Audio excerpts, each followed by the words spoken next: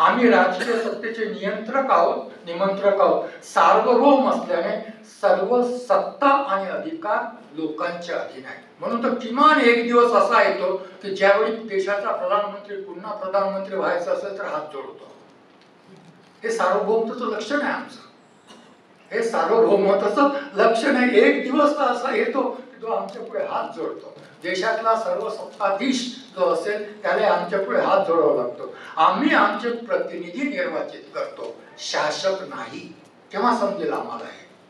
आम्ही आमचे प्रतिनिधी निर्वाचित करतो, शासक निर्वाचित करत नाही. आणि मग प्रतिनिधी निर्वाचित केल्यानंतर संविधानाच्या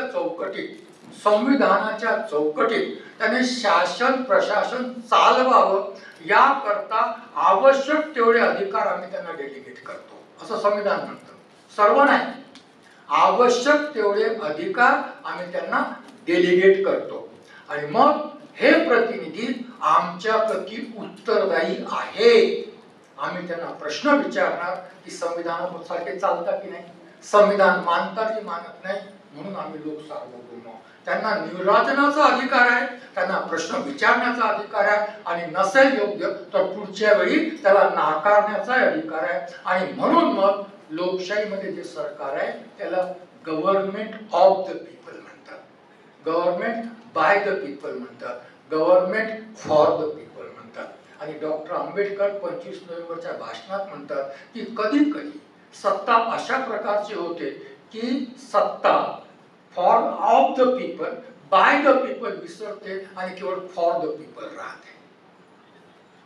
तरी या देशात लोकशाही असं मानलं जातं. ऑफ द पीपल नाही, of the people. By the people नाही, by the people. Still it is for the people. मग लाडकी बहीण योजना फॉर द पीपलचं उदाहरण आहे. लाडकी बहीण योजना हक्क म्हणून नाही ना, सरकारची मेहरबानी आहे. मेहरबानी जिथे आहे तिथे केवळ फॉर द पीपल आहे, ते बाय द पीपल नाही आहे, आणि ते ऑफ द पीपलही नाही आहे. तर अशा पद्धतीने हे आम्ही लोक आहोत. आमचे प्रतिनिधी आमच्या प्रति उत्तरदायित्व आहे याची जाणीव ज्या दिवशी होईल लोकांना, त्या दिवशी सत्ताधारी कमी भ्रष्ट होतील.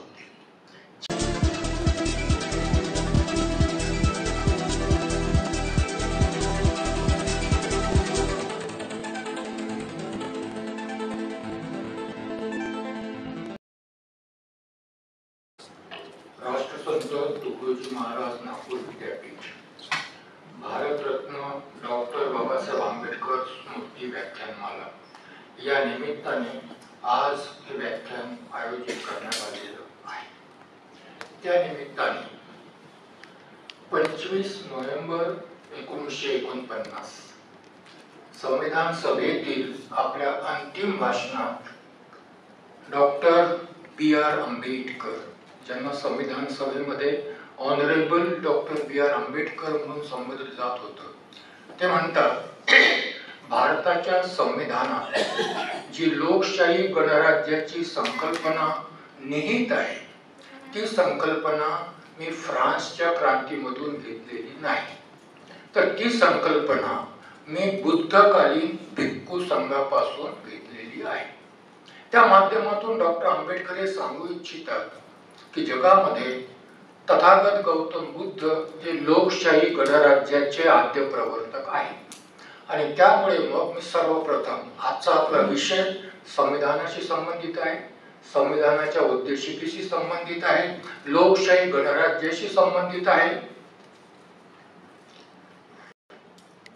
त्यामुळे सर्वप्रथम लोकशाही गणराज्याचे आद्य प्रवर्तक तथागत गौतम बुद्धांना मी वंदन करतो, ज्यांच्या स्मृतिप्रित्यर्थ ही व्याख्यानमाला आयोजित करण्यात आलेली आहे. ते भारतरत्न डॉक्टर बाबासाहेब आंबेडकर. डॉक्टर बाबासाहेब आंबेडकर संविधानाचे निर्माता. डॉक्टर बाबासाहेब आंबेडकर अशोक विजयादशमी 14 ऑक्टोबर 1956 याच नागपूर शहरामध्ये पवित्र दीक्षाभूमीवर अभूतपूर्व अहिंसक धम्मक्रांती घडवून आणणारे धम्मचक्र प्रवर्तक. जगात या डॉक्टर आंबेडकरांची वेगळी ओळख आहे, त्यांना हार्ड कोर डेमोक्रॅट असंही म्हणतात. आणि मग अशा या डॉक्टर बाबासाहेब आंबेडकरांना मी विनम्र अभिवादन करतो आजच्या प्रसंगी. कार्यक्रमाचे अध्यक्ष प्राध्यापक डॉक्टर श्यामराव कोरेटी, अधिष्ठाता मानव विज्ञान विद्याशाखा, प्रमुख उपस्थिती डॉक्टर विजय खंडार, संचालक ज्ञानज्योती केंद्र आणि आपण सर्व. 1928 साली सायमन कमिशन पुढे साक्ष देताना डॉक्टर बाबासाहेब आंबेडकर म्हणतात की मी प्रथम भारतीय आहे आणि अंतिमतःही भारतीय आहे. संविधानाविषयी संवाद साधताना, संविधानाविषयी बोलताना मलाही असं वाटतं की मी या मंचावरून सांगावं की मी प्रथम भारतीय आहे. या मंचावरून सांगावं की मी प्रथम भारतीय आहे. भारतीय ही भारताच्या संविधानाने मला दिलेली ओळख आहे. भारताच्या संविधानाने मला भारतीय म्हणून ओळख दिली. मी भारताचा राष्ट्रीय आहे. माझी आयडेंटिटी इंडियन नॅशनॅलिटी आहे. या दृष्टिकोनातून आपण सर्व भारतीय आहोत. संविधानाने दिलेली आपल्याला ही ओळख आहे. त्या व्यतिरिक्त संविधानाच्या अनुच्छेद 15 मध्ये आपल्या काही आयडेंटिटीज मांडण्यात आलेल्या आहेत. उदाहरणार्थ धर्म, वंश, जात, लिंग आणि जन्मस्थान या आयडेंटिटीजही संविधानाच्या अनुच्छेद 15 मध्ये मांडण्यात आलेले आहेत. आणि मग त्याच्यात पुढे लिहिलेलं आहे की राज्याने या आधारावर कोणत्याही नागरिकाप्रती भेदभाव करू नये. याचा अर्थ असा आहे की राज्य या आधारावर भेदभाव करण्याची शक्यता आहे, म्हणून संविधानाने राज्याला प्रतिबंध केलेला आहे. त्याच वेळी समाजामध्ये या आधारावर भेदभाव केला जातो हेही या अनुच्छेदाच्या माध्यमातून मांडण्याचा प्रयत्न केलेला आहे. जर भारताचं संविधान समजून घ्यायचं असेल, भारताच्या संविधानाची उद्देशिका समजून घ्यावयाची असेल, संविधानाला समर्पित असं भारतीयत्व, संविधानाला अभिप्रेत असं भारतीयत्व ही माझी पहिली ओळख आहे असं स्वीकारल्याशिवाय संविधान समजून घेता येत नाही. कारण धर्म, वंश, जात, लिंग, जन्मस्थान ही जर माझी पहिली ओळख आहे असं जर आपण मानलं तर या आयडेंटिटीज आपल्याला पूर्वग्रहाने बाधित करतात. हा पूर्वग्रह अनुकूल असू शकतो, हा पूर्वग्रह प्रतिकूलही असू शकतो, परंतु ऑब्जेक्टिव्हिटी नसते त्यामध्ये. ऑब्जेक्टिव्हली जर संविधान समजून घ्यायचं असेल तर मी प्रथम भारतीय आहे हे आपल्याला पहिल्यांदा स्वीकारावं लागेल. मला असं वाटतं की मी प्रथम भारतीय आहे.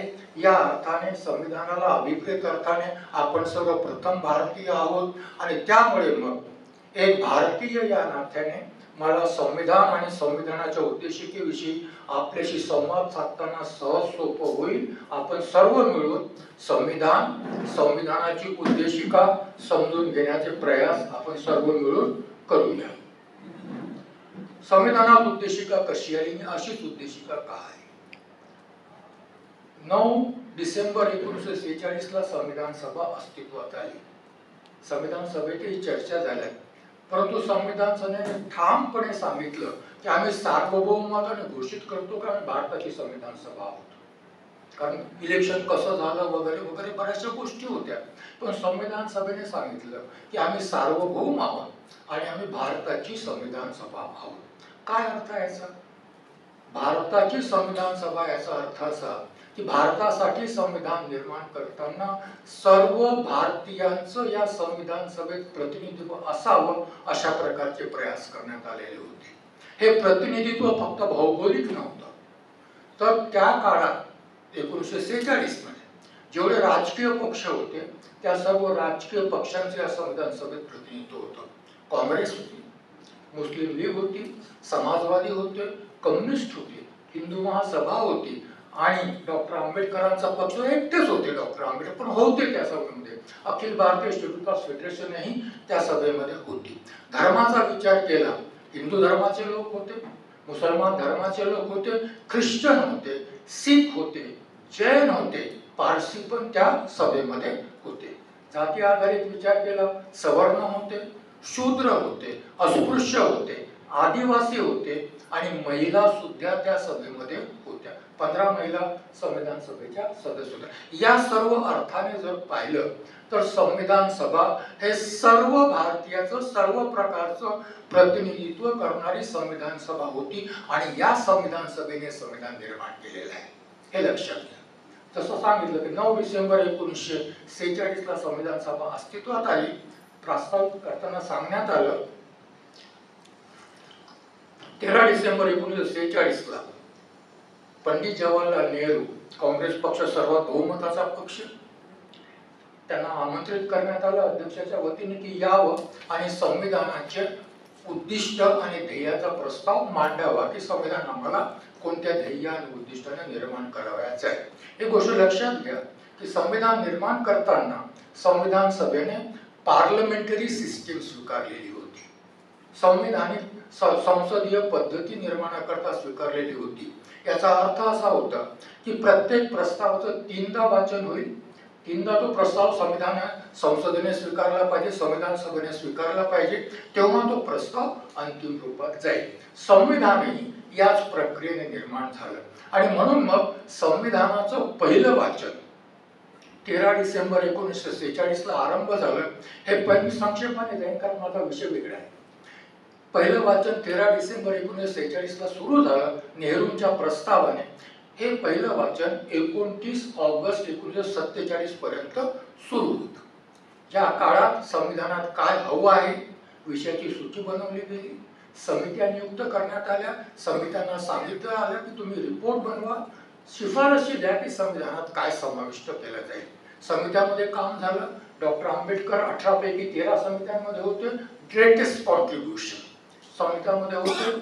समित्यांचे अहवाल आले, शिफारशी झाल्या आणि मग 29 ऑगस्टला संविधान सभेने ठरवलं की पूर्वतयारी झालेली आहे, या आधारावर संविधान मसुदा समितीची स्थापना करावी. संविधान मसुदा समिती स्थापन झाली. टास्क दिलं गेलं, हे समजून घ्या. कॉन्ट्रोवर्सीज आहे, त्याची उत्तरं जर कोणाला हवी असतील तर संविधान सभा डिबेट्स मध्ये आहे, मी देऊ शकेन. टास्क देण्यात आलं की संविधान सभेने 29 ऑगस्ट 1947 पर्यंत जे काही निर्णय घेतले, ज्या काही शिफारसी स्वीकारल्या, त्या आधारावर प्लस संविधानात आणखीन काही हवं असेल तर ते जोडून संविधानाचा मसुदा तयार करावा. याकरता मसुदा समिती गठीत करण्यात आली. 30 ऑगस्ट 1947 ला मसुदा समितीने डॉक्टर आंबेडकरांना आपलं अध्यक्ष निवडलं. या सगळ्या गोष्टी तुम्हाला माहित आहेत. 30 ऑगस्ट 1947 पासून मसुदा निर्माणाची प्रक्रिया आरंभ झाली. ही प्रक्रिया 4 नोव्हेंबर 1948 पर्यंत कंटिन्युअसली सुरू होती. इतका दीर्घकाळ लागला नाही. मसुदा फक्त 141 दिवसात निर्माण झाला.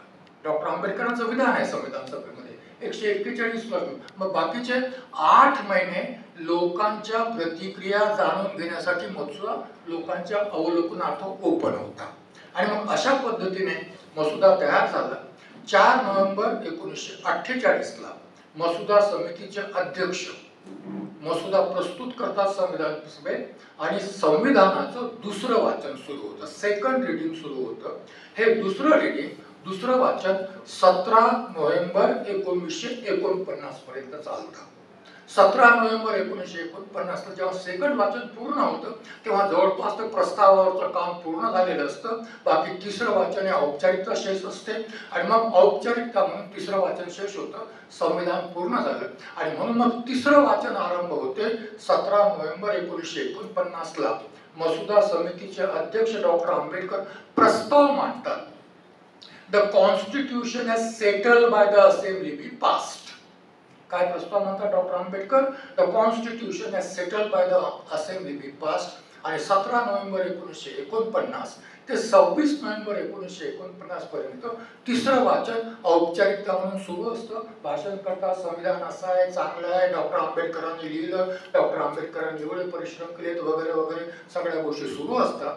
26 नोव्हेंबर 1949 संविधान सभेचे अध्यक्ष डॉक्टर राजेंद्र प्रसाद अध्यक्षीय भाषण करतात, समारोपाचं भाषण करतात आणि शेवटी म्हणतात आता एकच काम शेष राहिलेलं आहे की डॉक्टर आंबेडकरांनी मांडलेला प्रस्ताव संविधान सभेत मांडावा मताकरता. प्रस्ताव मांडला जातो, तोच प्रस्ताव आहे the constitution is settled by the assembly passed.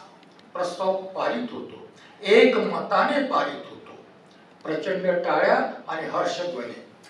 आणि हे डॉक्टर आंबेडकरांचं सगळ्यात मोठं श्रेय मानलं जातं.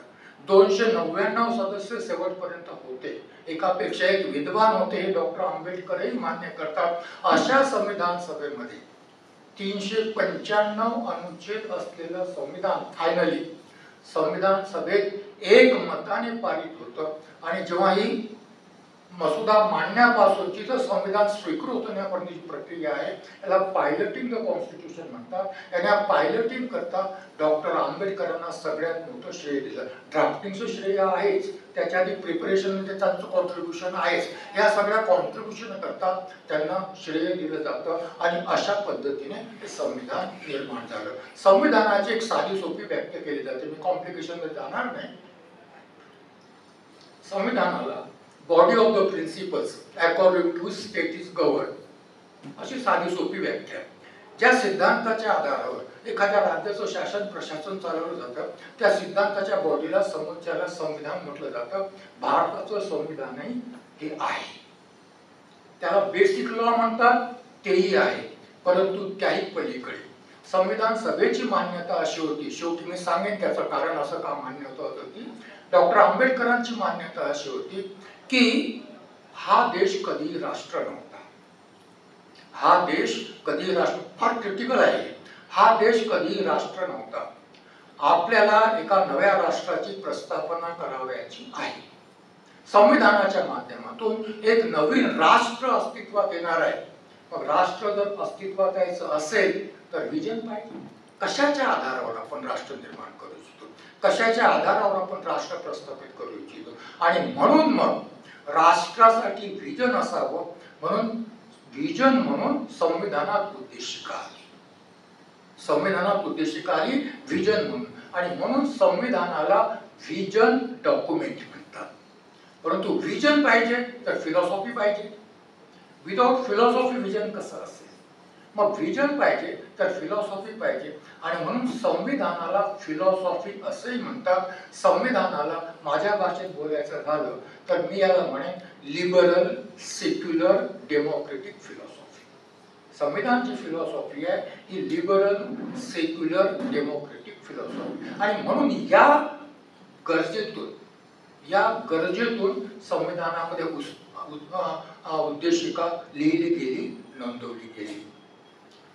संविधानाची उद्देशिका पंडित जवाहरलाल नेहरूचा प्रस्ताव नाही, हे ठामपणे मी सांगतो. संविधानाची उद्देशिका आणि पंडित जवाहरलाल नेहरूंनी 13 डिसेंबर मांडलेला प्रस्ताव या दोन्ही बाबी संपूर्णपणे वेगळ्या आहेत. कारण सांगतो मी, कारण संविधान सभा डिबेट्स मध्ये आहे आणि संविधान सभा डिबेट्स हे अधिकृत डॉक्युमेंट आहे, certified by the president of the constitution assembly आणि पब्लिश बाय लोकसभा सेक्रेटरिएट. त्याला कोणी चॅलेंज नाही करू शकत. 13 डिसेंबर 1946 ला ध्येय आणि उद्दिष्टाचा प्रस्ताव पारित झाला, मांडला गेला, चर्चा झाल्या. त्याच्यावर पहिलं भाषण डॉक्टर आंबेडकरांचं खूप गाजलेलं आहे. 17 डिसेंबर 1946 खूप महत्वाचं भाषण आहे, ज्यांना शक्य असेल त्याने वाचावं. हा प्रस्ताव 25 जानेवारी 1947 ला स्वीकृत झाला. संविधान सभेत एखादा प्रस्ताव स्वीकृत झाल्यावर पुन्हा त्या प्रस्तावाला मांडण्याची काही गरज नसते. उद्देशिकेचा प्रस्ताव संविधान सभेमध्ये 17 ऑक्टोबर 1949 ला मांडण्यात आला. पहिली गोष्ट, 17 ऑक्टोबर 1949 ला उद्देशिकेचा प्रस्ताव मांडण्यात आला. डॉक्टर आंबेडकरांना विचारण्यात आलं इतका लेट का, सुरुवातीला का नाही मांडला?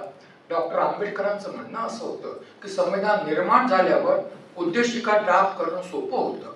अदरवाईज उद्देशिका ड्राफ्ट केल्यावर सर्व अनुच्छेद त्या उद्देशिकेमध्ये बसवणं हे थोडंसं कठीण काम होतं. म्हणून आम्ही उद्देशिका शेवटी ठेवलेली आहे. उद्देशिका ही संविधान सभेमध्ये नेहरूंचा प्रस्ताव 13 डिसेंबर 1946 ला मांडला गेला. 25 जानेवारी 1947 ला तो स्वीकृत झाला. संविधानाची उद्देशिका ही 17 ऑक्टोबर 1949 ला मांडण्यात आली.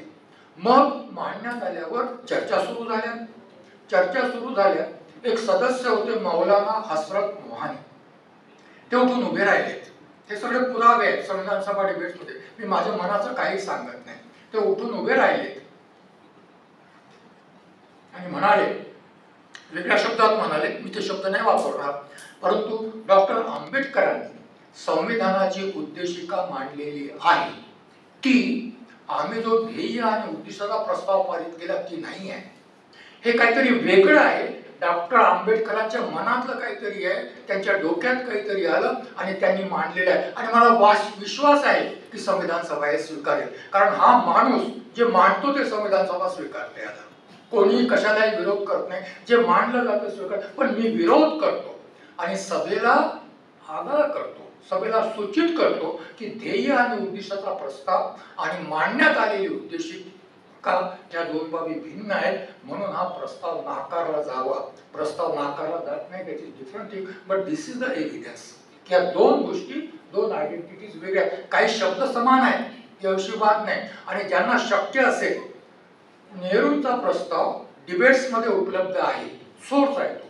13 डिसेंबर 1946 चे डिबेट्स काढा आणि संविधानाची उद्देशिका सर्वत्र उपलब्ध आहे. दोन्ही समोरासमोर ठेवा आणि डॉक्युमेंट्स मध्ये काय साम्य आहे, काय भेद आहे हे सर्वांच्या नजरेस स्पष्टपणे होईल. याच्यापेक्षा वेगळा पुरावा देण्याची काही गरज नाही. या उद्देशिकेवर 2 अत्यंत महत्त्वाची संशोधनं मांडण्यात आलेली होती. त्याचाही उल्लेख आजच्या प्रसंगी आवश्यक आहे. पहिलं संशोधन मांडलं याची कामत. आता स्वीकृत प्रस्ताव कोणी संशोधन मांडणार नाही ना, नवाच प्रस्ताव आहे, त्यामुळे संशोधने मांडण्यात आली. याची कामं त्यांनी प्रस्ताव मांडला.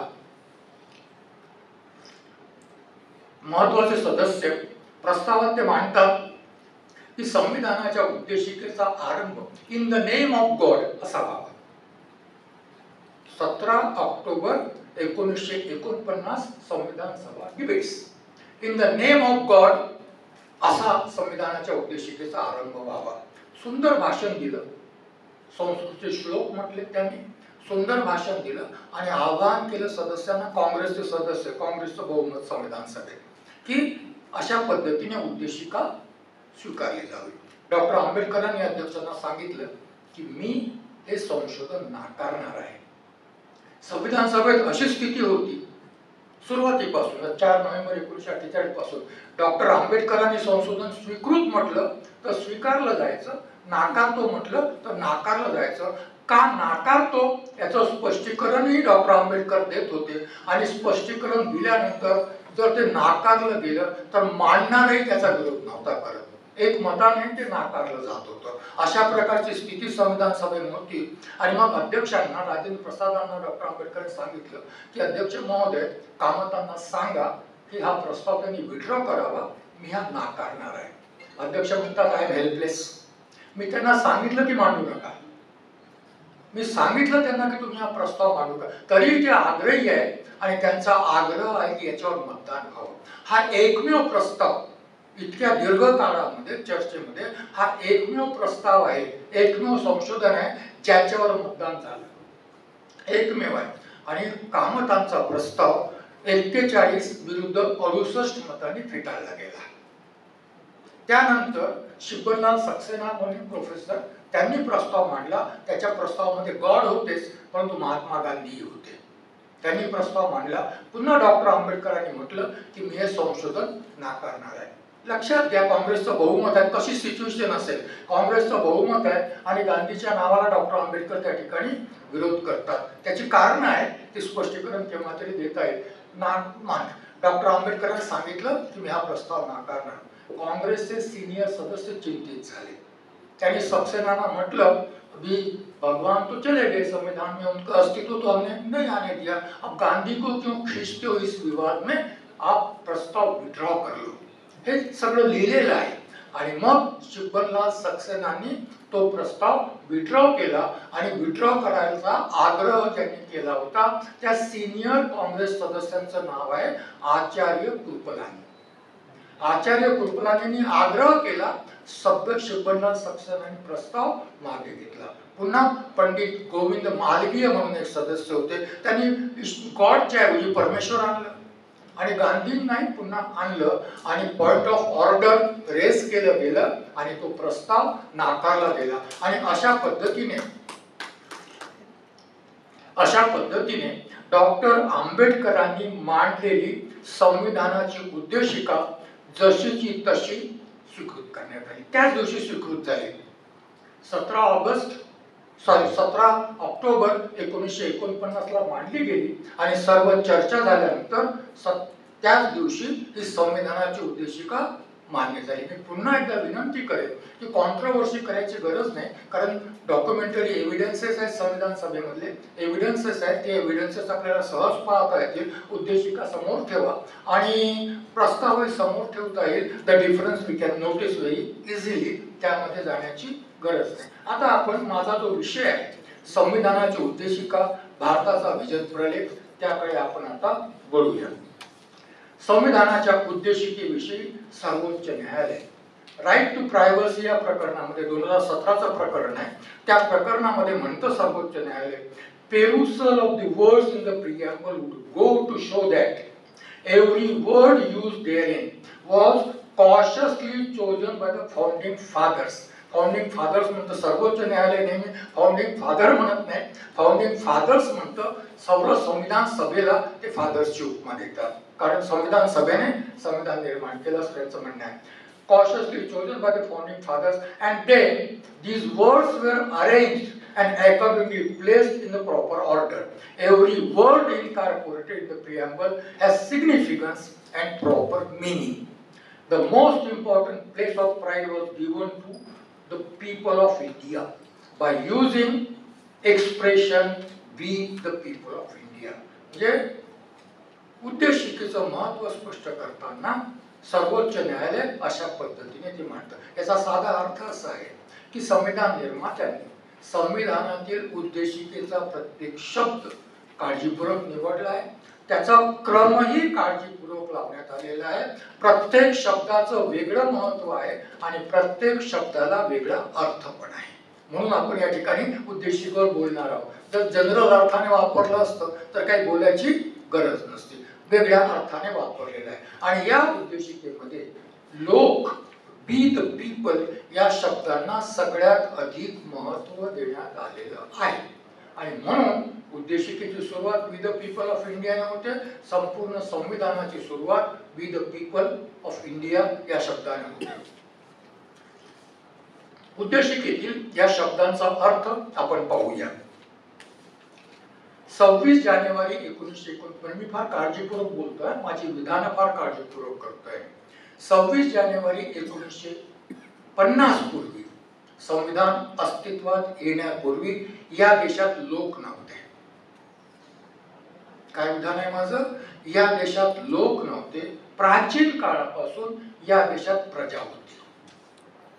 प्राचीन काळापासून या देशात 26 जानेवारी पर्यंत या देशात प्रजा होती. There is a difference between people and subject. People and subject. People याचा अर्थ असा, लोक याचा अर्थ असा सार्वभौम लोक. स्वयंशासित आणि स्वयंशासक त्याला लोक म्हणतात. लक्षात आलं का? स्वयंशासित आणि स्वयंशासक त्यांना लोक म्हणतात. प्रजा ही कोणातरी द्वारा शासित असते. Ruled by somebody else. प्रजेला सत्तेत भागीदारी नसते. जिथे लोक आहेत तिथे लोक सत्तेत भागीदार आहेत. आणि म्हणून हा डिफरन्स आहे. मग प्राचीन काळापासून पहा, राजे होते, महाराजे होते, सम्राट होते, मुसलमान आले, ख्रिश्चन आले, पण आपण सर्व प्रजा होतो.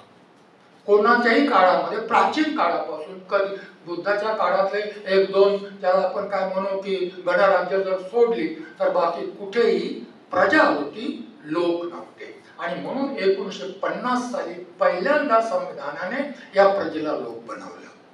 पहिल्यांदा या संविधानाने प्रजेला लोक म्हणून घोषित केलं. कसे आहेत हे लोक?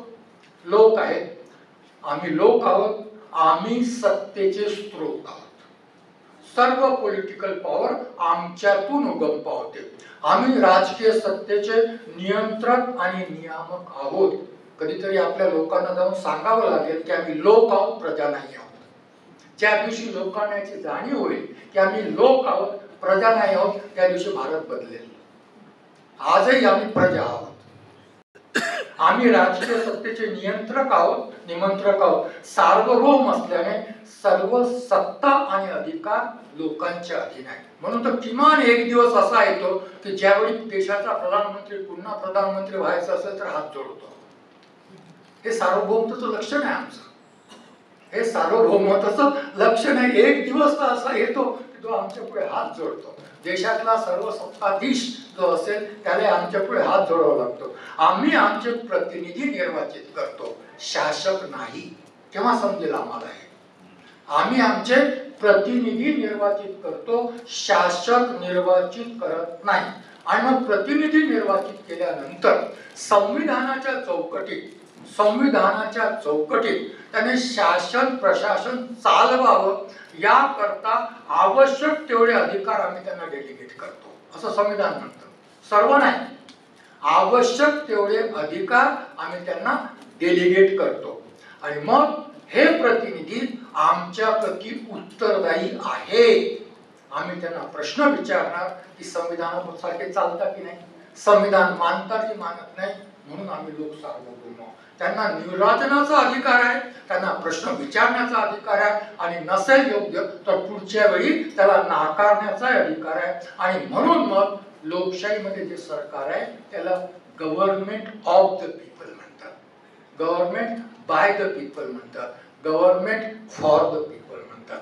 आणि डॉक्टर आंबेडकर 25 नोव्हेंबरच्या भाषणात म्हणतात की कधी कधी सत्ता अशा प्रकारची होते की सत्ता for of the people by the people विसरते आणि केवळ फॉर द पीपल राहते. तरी या देशात लोकशाही असं मानलं जातं. ऑफ द पीपल नाही, of the people. By the people नाही, by the people. Still it is for the people. मग लाडकी बहीण योजना फॉर द पीपलचं उदाहरण आहे. लाडकी बहीण योजना हक्क म्हणून नाही ना, सरकारची मेहरबानी आहे. मेहरबानी जिथे आहे तिथे केवळ फॉर द पीपल आहे, की बाय द पीपल नाही आहे. आणि इथे ऑफ द पीपलही नाही आहे. तर अशा पद्धतीने हे आम्ही लोक आहोत. आमचे प्रतिनिधी आमच्या प्रती उत्तरदायित्व आहे याची जाणीव ज्या दिवशी होईल लोकांना, त्या दिवशी सत्ताधारी कमी भ्रष्ट होतील.